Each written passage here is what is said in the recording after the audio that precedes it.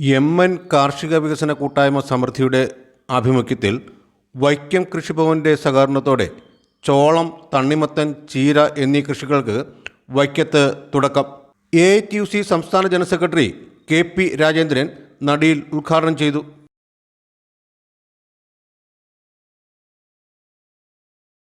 എം.എൻ. കാർഷിക സമൃദ്ധി എന്ന പേരിൽ വിപുലമായ കൃഷി പരിപാടികൾ ഞങ്ങൾ ഏറ്റെടുക്കുന്നത്.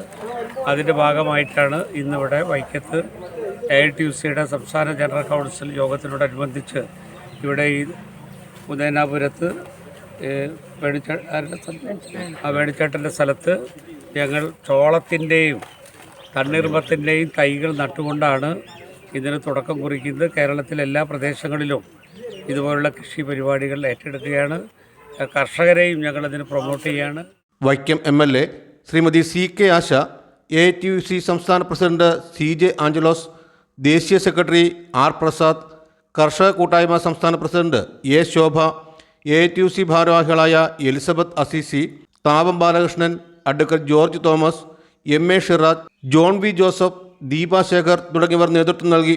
ഉദയനാപുരം കടമാട്ട KP വേണുഗോപാലിൻ്റെ സ്ഥലത്ത് വൈക്കം കൃഷിഭവനിലെ മേസൺ മുരളിയുടെ നേതൃത്വത്തിലാണ് തണ്ണിമത്തൻ, ചോളം, ചീര എന്നിവയുടെ തൈകൾ നട്ടുകൊണ്ട് കൃഷിക്ക് തുടക്കം കുറിച്ചത്. എൻ്റെ പേരിൽ AITUCയുടെ നേതൃത്വത്തിൽ നടത്തുന്ന ഈ പ്രോഗ്രാം ഇന്ന് വൈക്കത്ത് സമാരംഭം കുറിച്ചതിലുള്ള സന്തോഷം ആദ്യം തന്നെ പങ്കുവയ്ക്കുകയാണ്. ഇനി കൂടുതൽ കാർഷിക വിളകൾ ഈ പദ്ധതിയുടെ ഭാഗമായി വൈക്കത്തിൻ്റെ സമീപ പ്രദേശങ്ങളിലും വിളയിക്കുന്നതിന് ഈ ഒരു കാർഷിക സമൃദ്ധി പദ്ധതിയോടൊപ്പം എല്ലാവരും അണിചേരണമെന്ന് മാത്രമേ ഈ അവസരത്തിൽ പറഞ്ഞുകൊണ്ട് എല്ലാവിധ ആശംസകളും അറിയിച്ചു കൊടുക്കുന്നു. വൈക്കം ADC മെമ്പർമാരായ KV പൗത്രൻ, ശ്രീ സോമൻ പിള്ള, സിന്ധു മുരളീധരൻ തുടങ്ങിയവർ സംസാരിച്ചു. സംസ്ഥാനമൊട്ടാകെ തൊഴിലാളികളിൽ കാർഷിക സംസ്കാരം വ്യാപിപ്പിക്കുകയാണ് EMN കാർഷിക പദ്ധതിയുടെ ലക്ഷ്യം.